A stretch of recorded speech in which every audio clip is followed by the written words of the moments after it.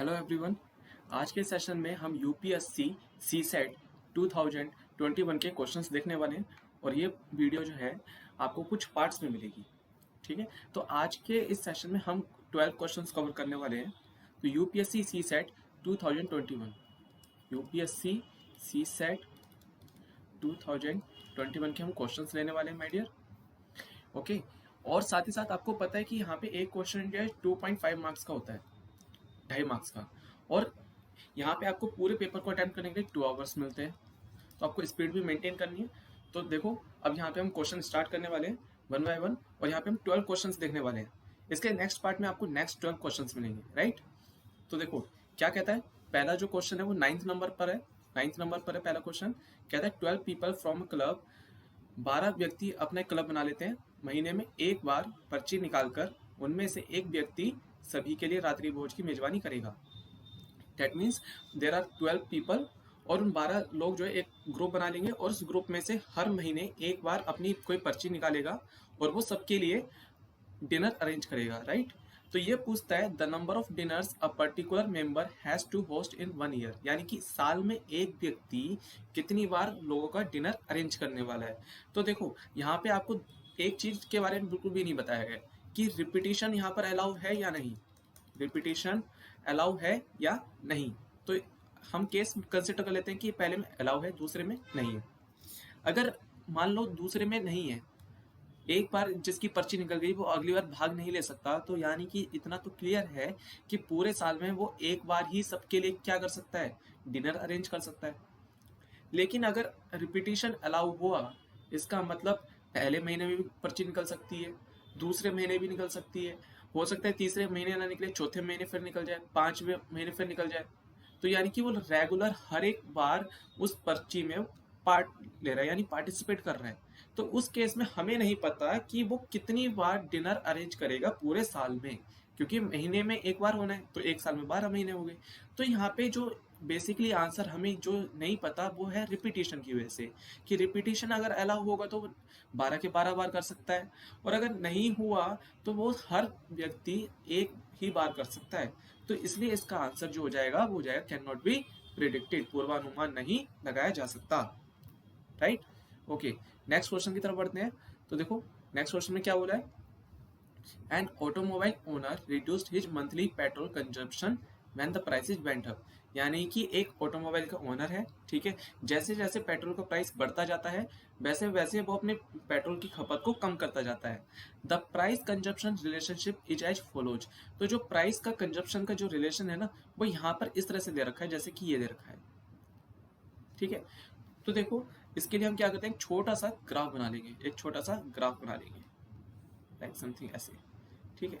तो यहाँ पर इसको देखो, ये जो है, ये जो बताएगा ये बताएगा प्राइस बताएगा, ये प्राइस बता रहा है आपका कि ये 40 है, ये आपका 50 हो गया, ये आपका 60 हो गया, ये आपका 70 हो गया, ये आपका 80 हो गया। और ऐसे ही यहाँ पर ये जो है कंजप्शन इन लीटर बता देगा। हम मान कर चलते हैं ये यहाँ पे जो है इस जगह 30 है, फिर इसके बाद ये 40 है, इसके बाद ये 50 है, और उसके बाद ये 60 है, ठीक है। तो देखो पहले उसने क्या बोला कि जब 40 रुपए पेट्रोल था तब मंथली कंजप्शन उसका कितना था, 60 था, यानी कि कहीं ना कहीं यहाँ पर था। उसके बाद उसने बोला कि जब पेट्रोल का प्राइस 50 हो गया तो उसका मंथली कंजप्शन कितना हो गया, 48 हो गया। तो 50 देखो कहीं ना कहीं 50 से नीचे यहाँ पर कहीं ना कहीं आएगा, ठीक है। उसके बाद उसने बोला कि जब पेट्रोल का प्राइस 60 रुपए लीटर हो गया तो उसका मंथली कंजप्शन कितना हो गया, 40। तो 60 पे 40 ये रहा।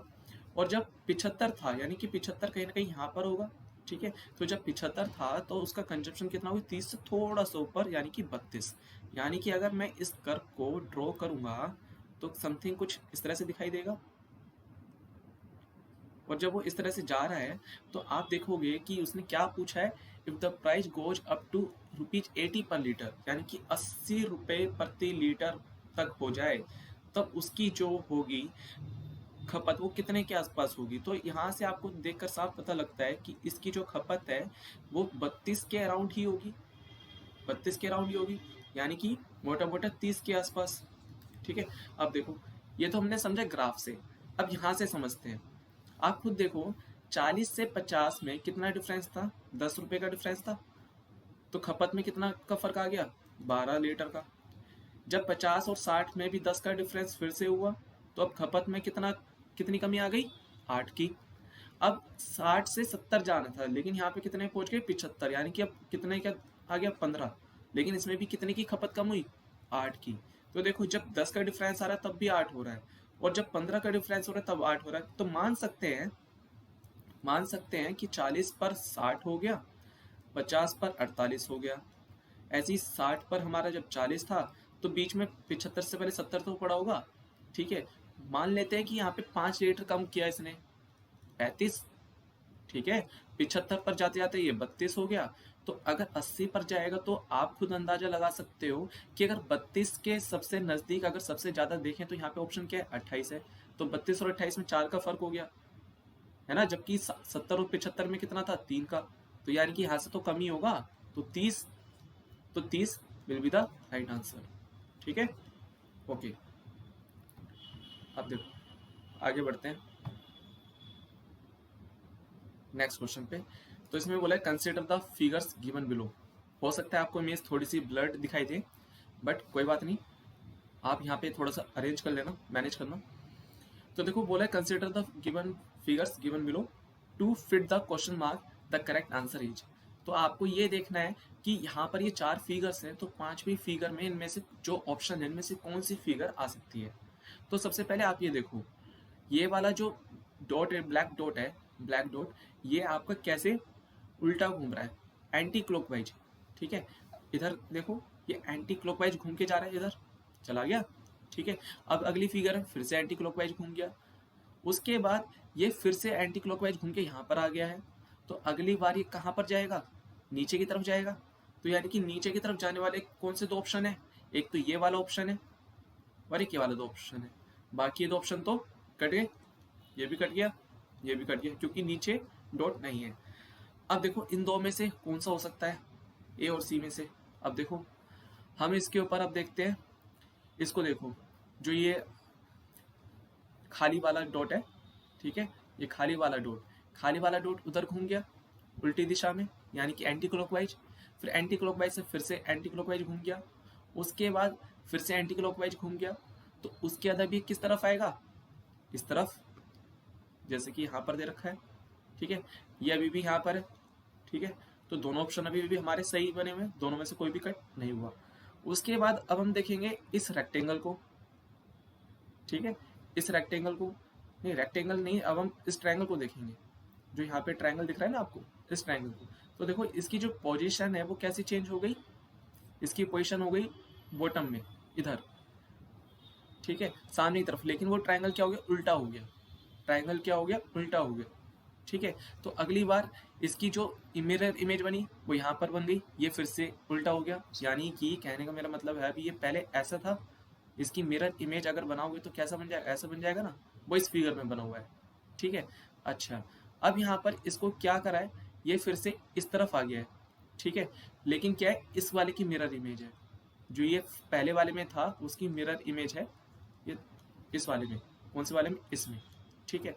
तो अब यहाँ पर कौन सा आएगा, अब या क्या माय डियर मैं कह दूं कि ये पहले से यहाँ तक शिफ्ट हुआ, फिर यहाँ से यहाँ पर शिफ्ट हो गया, यहाँ से यहाँ शिफ्ट हो गया, अब वापस से इधर ही तो जाएगा चौथी बार। तो यानी कि यहाँ पर होना चाहिए, ठीक है। तो जबकि ए और सी में ये अभी भी यहाँ पर है और ये यहाँ पर है, तो इसलिए ये ऑप्शन भी कट हो गया। तो आंसर क्या आ गया, A, answer will be A, right. Okay, question number 12। अब देखो माय डियर, ये बहुत ही ब्यूटीफुल क्वेश्चन है, बहुत ही ब्यूटीफुल क्वेश्चन। तो देखो यहाँ पे क्या है कि आपको लॉजिक लगाना है, ठीक है। तो यहाँ पे कुछ इस तरह के नंबर्स दिए हुए, एक मैट्रिक्स दी हुई है और यहाँ पे कुछ नंबर्स दिए गए हैं, लेकिन यहाँ पे बीच में क्वेश्चन मार्क है। तो आपको ये फाइंड आउट करना है कि इन ऑप्शन में से कौन सा क्वेश्चन मार्क यहाँ पर आ सकता है, ठीक है। तो यहाँ पे इस तरह के क्वेश्चन में हमें क्या फाइंड आउट करना होता है, हमें एक रिलेशन फाइंड आउट करना होता है, एक लॉजिक फाइंड आउट करना होता है, ठीक है। तो यहाँ पे कुछ नंबर्स दे रखे हैं 36, 856, 1090, 22 डैश 2010, ठीक है।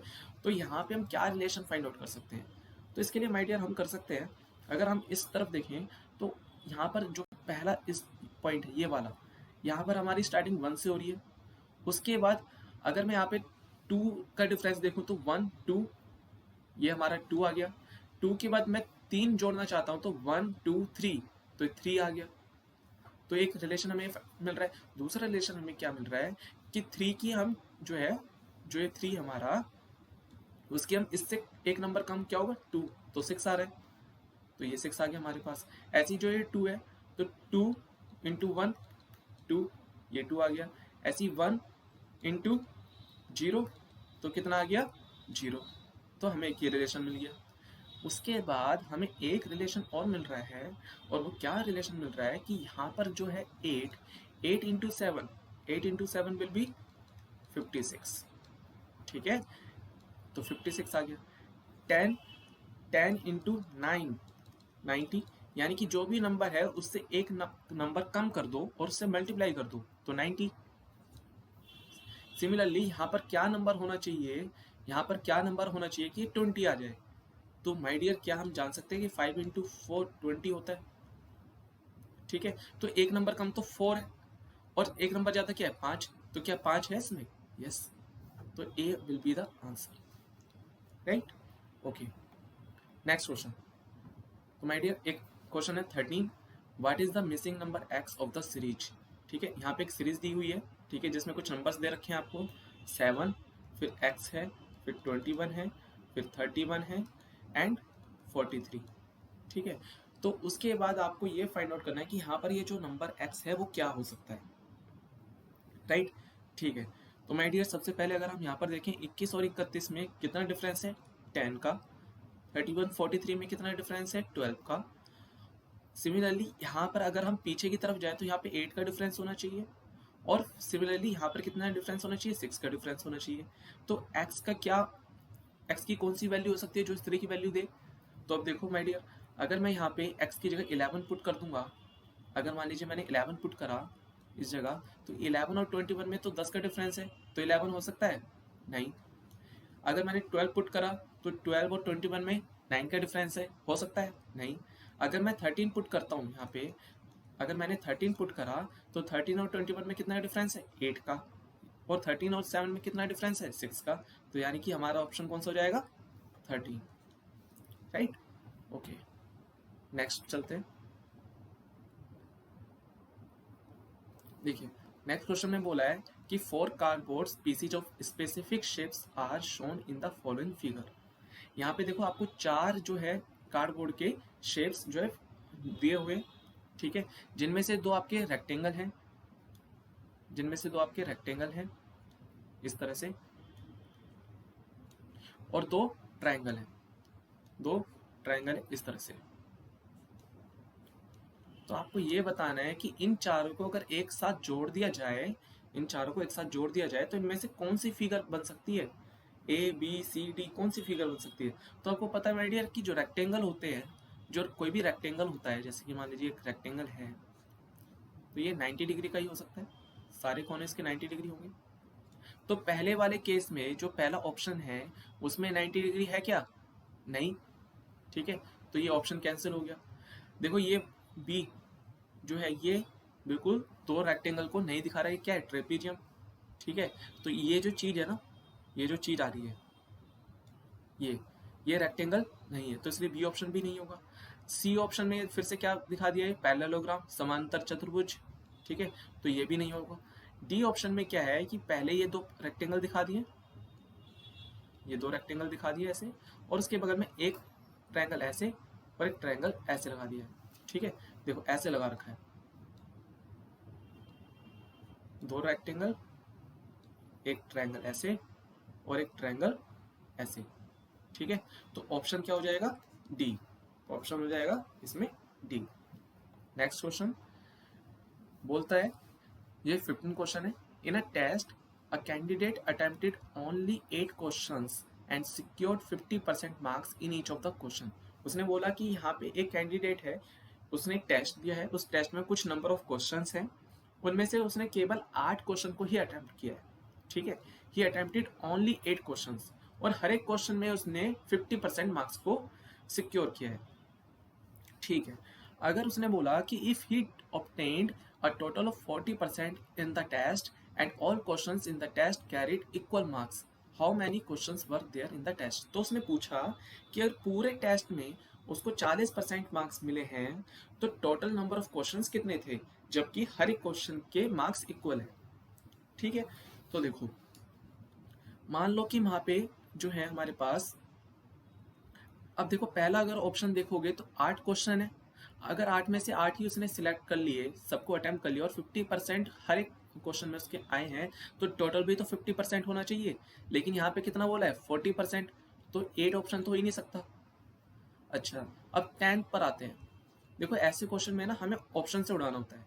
ठीक है, अब 10 क्वेश्चन है अगर मान लो पूरे टेस्ट में, तो 10 में से तो उसने 8 अटेम्प्ट कर ही चुका है, बाकी बचे 2 जो उसने अटेम्प्ट नहीं करे।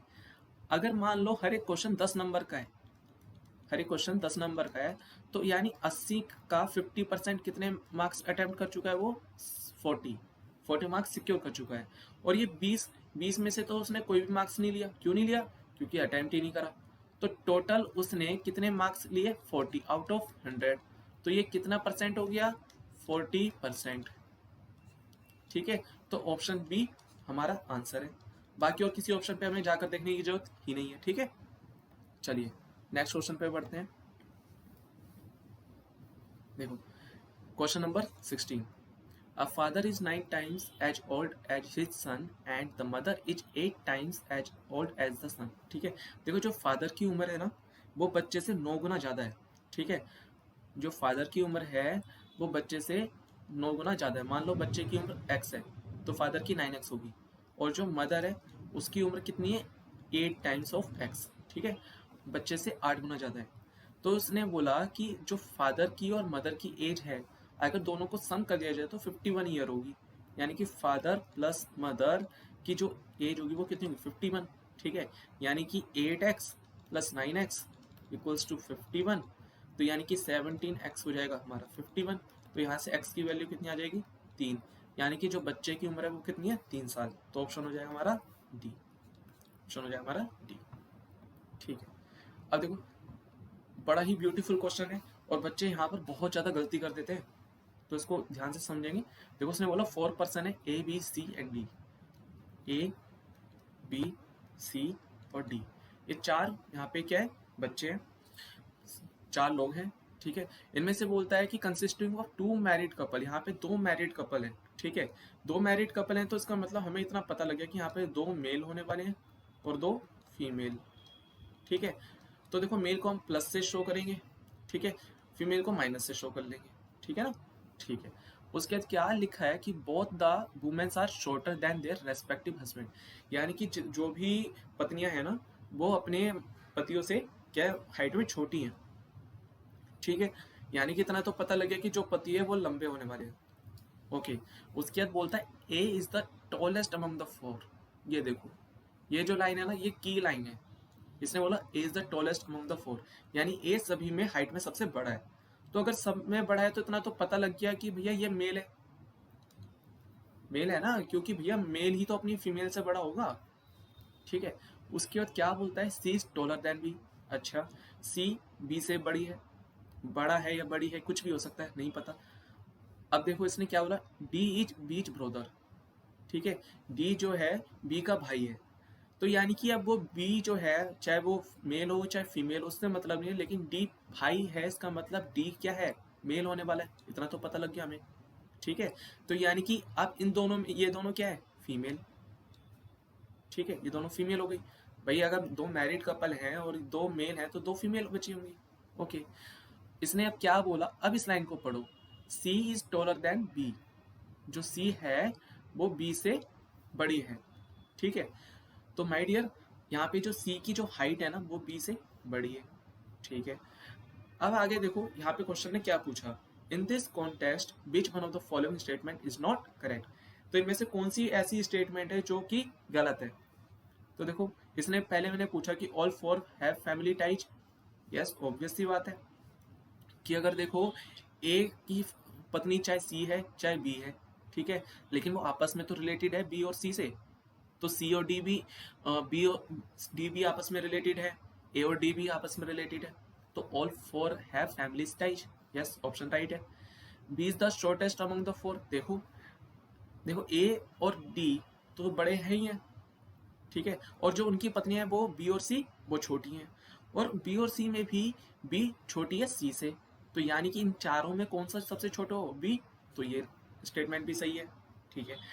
डी को देखो, एज बीच हस्बैंड, ए जो है बी का हस्बैंड है, ये तो अभी हमें पता नहीं, पहले सी देखेंगे।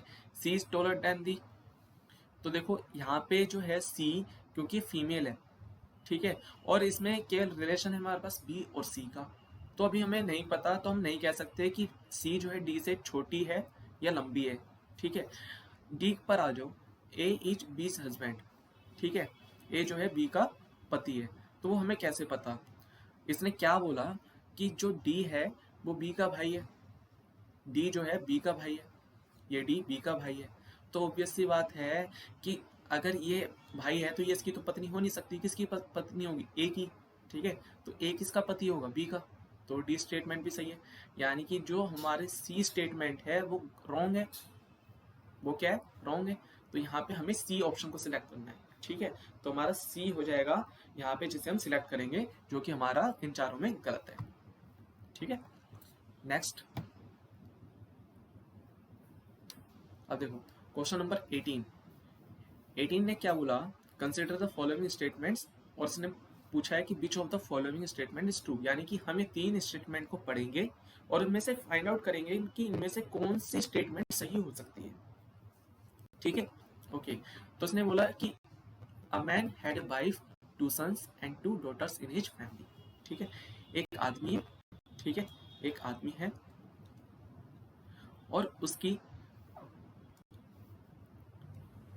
2 डॉटर्स हैं, D1 एंड D2, ऐसी उसकी क्या है, 2 सन है, S1 एंड S2, और उसकी एक वाइफ है, ठीक है, हमें ये पता है। सेकंड, उसने बोला है कि द डॉटर्स वर इनवाइटेड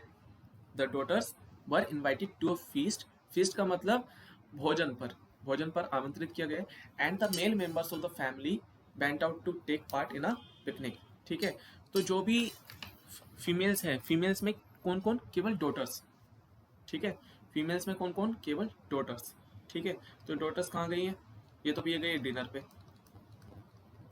ठीक है, अच्छा, और जो मेल कौन कौन से होंगे, सन तो होंगे प्लस मैन, ये कहाँ पर गए हैं,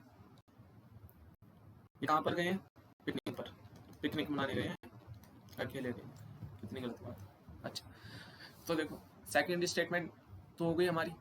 थर्ड स्टेटमेंट कि the man's father didn't return from his work, और जो इस आदमी का पिता है, फादर है, ठीक है, वो भी वर्क पर है, वो भी घर नहीं आया, ठीक है, तो इसने बोला कि अब देखो इनमें से बताने कौन सी स्टेटमेंट सही है, क्या था, only the man's wife was left at home, सही बात है भैया, आदमी और उसके दोनों लड़के वो कहाँ गए हैं, पिकनिक पर, तो वो तो घर पे नहीं है, ठीक है, अच्छा, और आदमी की जो दोनों डॉटर है वो कहाँ गई, डिनर पे, तो वो भी घर पे नहीं है, और आदमी के जो पापा हैं वो घर पर आए नहीं है वर्क से, तो घर पे कौन है, केवल वाइफ है, ठीक है, तो वो स्टेटमेंट ये हमारी राइट होगी, ठीक है, लेकिन BCD भी पढ़ लेते हैं, it is likely that the man's wife was left at home, ठीक है, तो इसमें ये बोला गया है कि यह संभावना तो कुछ भी हो सकती है, लेकिन यहाँ पे देख के यही पता चल रहा है कि केवल और केवल उसकी घरवाली ही उसके घर पर है ना, उसकी वाइफ घर पर है, तो बी ऑप्शन नहीं होगा। None was left at home, ये तो बेकार ही है, तो ये तो वैसे ही कट हो गया। More than one person was left at home, ये भी गलत है, डी भी गलत है, तो कौन सा ऑप्शन सही हो जाएगा, ए, ठीक है, ओके। 9 पर आ जाते हैं।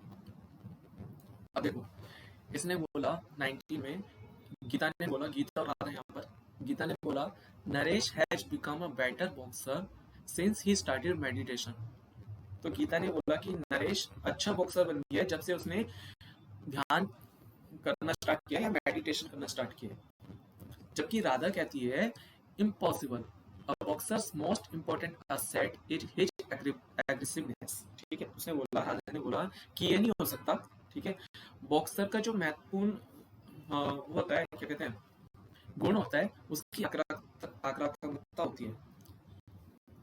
तो अब आपको ये बताना है कि राधा जो statement reflects her belief that, ठीक है, तो राधा का जो स्टेटमेंट है वो किस बिलीफ को रिफ्लेक्ट करता है, ठीक है। तो जाहिर सी बात है कि दोनों ही ऑप्शन से, दोनों ही स्टेटमेंट से ये तो चीज क्लियर हो रही है कि जो नरेश है, जो बॉक्सर है, उसकी जो बॉक्सिंग है वो इम्प्रूव तो हुई है, लेकिन इम्प्रूव किस वजह से हुई है, मेडिटेशन की वजह से कि एग्रेसिवनेस की वजह से, हमें ये फाइंड आउट करना है, ठीक है। तो यहाँ पर देखो ऑप्शंस पढ़ो, पहला ऑप्शन क्या कहता है, meditation tends to make a person less aggressive. तो क्या मेडिटेशन सामने वाले व्यक्ति को लेस एग्रेसिव बना देती है?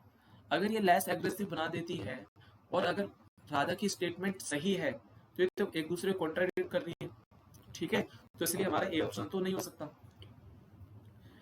B, meditation has little or no effect on the person who practise it. गलत बात है, मेडिटेशन का ये एक व्यक्ति पर बहुत बड़ा फर्क पड़ता है, ठीक है, इससे आत्मा को संतुष्टि मिलती है और भी बहुत सी चीजें, तो बी ऑप्शन तो गलत हो गया, ठीक है। Naresh was a poor boxer earlier because he was not aggressive enough, ठीक है। ये स्टेटमेंट अभी हमें थोड़ा सा ठीक लगता है, ठीक है, पूरी तरीके से नहीं कहेंगे लेकिन अभी हमें ठीक लगता है। अब हम डी पर जाएंगे, उसको पढ़ेंगे, देखेंगे क्या है उसमें लिखा है। तो डी ऑप्शन कहता है कि Naresh would not have taken to meditation as he was a boxer, ठीक है। तो उसने लिखा कि नरेश जो है अगर मेडिटेशन नहीं करता तो बॉक्सर नहीं होता, ठीक है। तो ये स्टेटमेंट गलत है, तो यानी कि ऑप्शन हमारा क्या हो जाएगा, सी अकेला बचा है, ठीक है। Naresh was a poor boxer earlier because he was not aggressive enough, ठीक है। तो यानी कि राधा इससे तो एग्री करती है कि भाई कि उसकी बॉक्सिंग तो इम्प्रूव हुई है, ठीक है, और इम्प्रूव हुई है क्योंकि वो एग्रेसिव हुआ है, यानी कि पहले उसकी बॉक्सिंग अच्छी नहीं होगी क्योंकि पहले वो एग्रेसिव नहीं हुआ होगा, है ना। तो C option is most suitable statement, तो हमारा ऑप्शन जो है यहाँ पे सी सही होगा। उसके बाद है लास्ट क्वेश्चन जो है मैं यहाँ पे लेने वाला हूँ वो है 20, ठीक है। तो 20 में बोला गया है कि all good athletes want to win and all athletes who want to win eat a well balanced diet, ठीक है। तो उसने बोला कि जितने भी सभी अच्छे खिलाड़ी जो हैं वो जीतना चाहते हैं, सभी अच्छे खिलाड़ी जीतना चाहते हैं, और जो खिलाड़ी जीतना चाहते हैं वे सभी संतुलित भोजन करते हैं, ठीक है। ये तो हमें स्टेटमेंट्स ने दे दी है कि जो भी जीतना चाहता है उसको हमें बैलेंस डाइट देनी पड़ेगी, वो खानी ही पड़ेगी उसको balance diet, okay. Therefore, all athletes who do not eat a well-balanced diet are bad athletes. तो उसने ये भी बता दिया कि भैया जो संतुलित खाना नहीं खाते हैं वो खराब खिलाड़ी हैं, ठीक है। तो अब आपको इसमें से जो बेस्ट कंक्लूजन है वो फाइंड आउट करना है। तो यहाँ पे 4 स्टेटमेंट है। तो पहला स्टेटमेंट क्या कहलाता है, क्या कहता है कि भैया no bad athlete wants to win, ठीक है, कोई भी खराब खिलाड़ी जीतना नहीं चाहता। वे देखो चाहे कोई वो खिलाड़ी खराब है चाहे अच्छा है, जीतना तो हर कोई चाहता है, ठीक है। तो ए ऑप्शन तो भैया पहले ही गलत हो गया। अच्छा, सेकंड स्टेटमेंट कहता है no athlete who does not eat a well balanced diet is a good athlete, ठीक है, कोई भी खिलाड़ी जो संतुलित भोजन नहीं करता अच्छा खिलाड़ी नहीं है, ठीक है। ये अभी हमें थोड़ा ठीक सा लग रहा है स्टेटमेंट, लेकिन अभी हम इसको प्रॉपर नहीं बोलेंगे कि गलत है या नहीं है। सी पर आते हैं, every athlete who eats a well balanced diet is a good athlete. Obviously सी ज्यादा सुटेबल है, ठीक है, कि जो भी खिलाड़ी अच्छा बैलेंस डाइट खाता है वो एक अच्छा खिलाड़ी है, ठीक है, ओके। डी पढ़ देते हैं, all athletes who wants to win are good athletes, ठीक है, भैया जो सभी खिलाड़ी हैं, ठीक है, जो जीतना चाहते हैं वो अच्छे खिलाड़ी हैं। भैया जीतना तो चाहते हैं लेकिन जीतने के लिए बैलेंस डाइट भी तो जरूरी है, बैलेंस डाइट भी जरूरी है, जो कि यहाँ पे नहीं झलकता, पता नहीं वो खा रहा है नहीं खा रहा, तो ये ऑप्शन भी गलत हो गया। अब बी और सी में हम कौन सी स्टेटमेंट होगी जो सही हो सकती है, तो बी दोबारा से पढ़ते हैं, no athlete who does not eat a well balanced diet is a good athlete, कोई भी खिलाड़ी जो संतुलित भोजन नहीं करता अच्छा खिलाड़ी नहीं है, ठीक है, बिल्कुल सही बात है कि अच्छा खिलाड़ी नहीं हो सकता है। और सी कहता है प्रत्येक खिलाड़ी जो संतुलित भोजन करता है वह अच्छा खिलाड़ी है। तो बी और सी एक तरह से देखा जाए तो दोनों ही सेम बात कह रहे हैं, दोनों ही सेम बात कह रहे हैं, लेकिन ऐसे में जो ऑप्शन सी होगा वो ज्यादा सूटेबल माना जाएगा क्योंकि ये पॉजिटिव देता है, पॉजिटिव इंफॉर्मेशन दे रहा है, नेगेटिव इंफॉर्मेशन नहीं दे रहा है, ठीक है। तो इसलिए 20 का ऑप्शन हो जाएगा सी। तो माय डियर ये थे अभी हमने जो है 12 क्वेश्चंस लिए थे, और इन 12 क्वेश्चन में आपको अगर कोई भी लगता है कि कहीं एरर रह गई तो मेरे को कमेंट बॉक्स में जरूर बताना। साथ ही साथ इस वीडियो को शेयर करना ताकि अदर लोगों के पास भी पहुंचे, क्योंकि देखो जो यूपीएससी के एस्पिरेंट्स है ना, जो 2022 में बैठने वाले हैं, उनके लिए बहुत हेल्पफुल होगा। प्रीवियस ईयर क्वेश्चन बहुत हेल्पफुल होते हैं, और ये भी समझना जरूरी है कि कैसे क्वेश्चंस को अप्रोच किया जाता है। ठीक है, इसके बाद की नेक्स्ट जो पार्ट्स आएंगे उसमें हम नेक्स्ट 12 क्वेश्चंस लेंगे। ठीक है,